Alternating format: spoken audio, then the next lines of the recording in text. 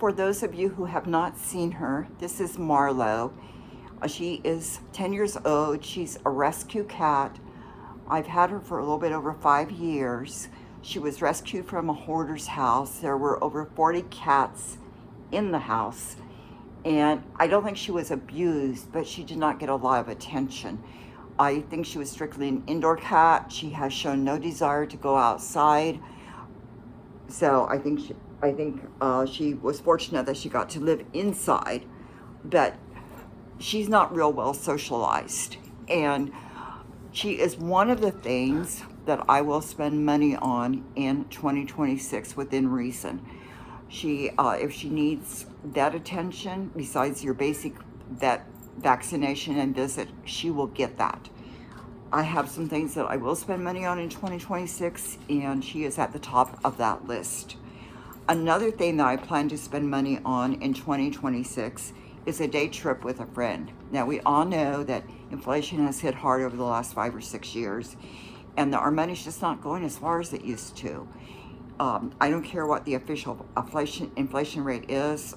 It's what we're seeing out there is higher, especially when you look at things like healthcare and things like that. You go into the grocery store, depending on how you shop and what you buy. Costs have just gone up.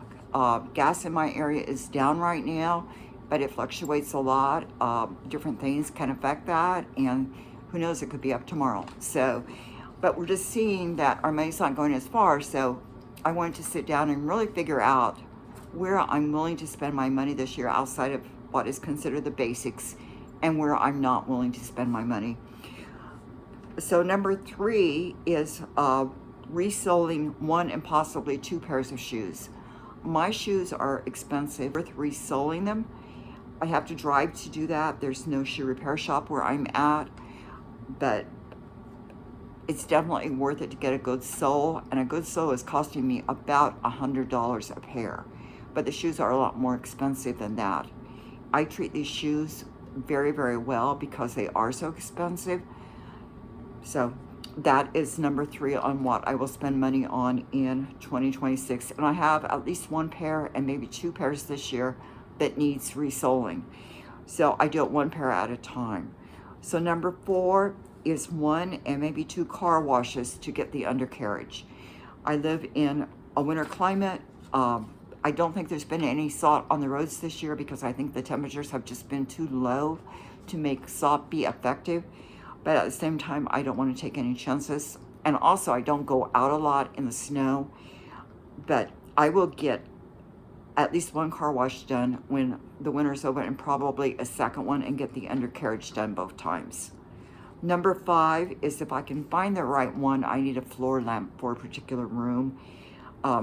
It's just, there's just not the right light in there. There's a ceiling type lamp, but it just doesn't work well. So I really need to find that floor lamp that I can move around and get the right light in the right place in the room. So that is something else that if I can find the right one at the right price, I will buy it. Number 6 is the occasional cup of coffee in a coffee shop when I'm alone. I meet friends in coffee shops. I prefer doing that over lunch. Number 1, it's cheaper. Number 2, it's more flexible. Number 3, we're less likely to get interrupted by a waiter or waitress.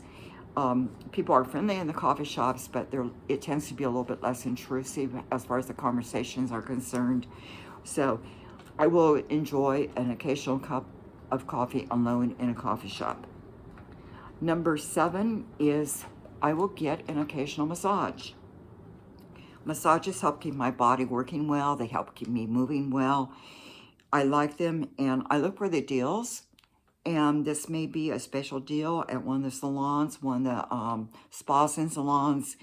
It may be that I'm walking into a mall or a shopping center that has one of the massage places where you can get the chair massages so much per minute type of thing, or so many minutes for a fixed price, maybe 10 or 15 minutes for $20 or something like that. But those are the types of things that I will be looking for, the types of deals I'm looking for. Number 8 is I will get the occasional facial. I'm over 65, and I don't believe I will ever get Botox, chemical peeling, the dermal planing, or anything like that. That's not me. That's not what I want to do. I also don't think I will get facelifts, especially after some of the stories I've heard about facelifts. I just don't see myself doing that. I think it's too risky. But I want to look as good as possible. I want my skin to look as good as possible. So I will occasionally get a facial. It's worth it to me to do that. And again, I will look for the deals and the specials. So, and number 9 is I will get some pedicures. 1 to 3 pedicures. To me, they are pure luxury. Yes, I can do it myself, but I can't get the angles. And it's really nice to have my feet in one of those soaking tubs of warm water and be in a massage chair and getting a pedicure. I have not done that in a very, very long time. Again, I will look for the deals. There's deals out there. You just have to find them. You just have to go looking for them. There are various places. Sometimes it will be like a spa day where they will combine, where the different spas will combine. You get maybe a facial or a massage, you get a haircut, and you get a manicure or pedicure type of thing, or maybe you get a manicure and pedicure, and you get your choice of facial or massage. Lots of times it will be like, they did it for Valentine's Day. I saw that. They frequently will do it for Mother's Day. Sometimes they will do it other times of the year, maybe a fall special, back to school type special. I've seen those around a lot. So I'll be looking for the types of deals that appeal to me, and that way I can get it done and get it done at a discount. Now, I will not be going on any vacations this year. At least I don't plan that. So while these are extras, they're not the cost of a vacation. I haven't been on a vacation probably in 8 or 9 years. I know definitely have not been on one since I moved here. And my last flight was flying here from where I lived before. That was the cheapest way to get here. Well, if I would have driven, I would have had a several-day road trip, several nights in a motel, and that just was not going to. That would not have been as good for the budget as flying was. And then I put my car on a mover. And by putting my car on a mover, I was able to put about 150 pounds of soft goods in the back. And I also took 4 suitcases with me on the plane. I was flying Southwest. So at that time, you could check 2 bags, fly the 2 bags checked. You could have a bag, a full-size bag, or what their dimensions were, which was a decent-sized bag at that point, on the plane, and then an item like a purse or a small briefcase that would fit under your seat. And so that's what I did. And I packed as much in those things as I could. And then I shipped boxes. That was the way I moved, but I'll go into that on another video. So those are the things that I am willing to spend money on in 2026 that may be extras, that really are extras.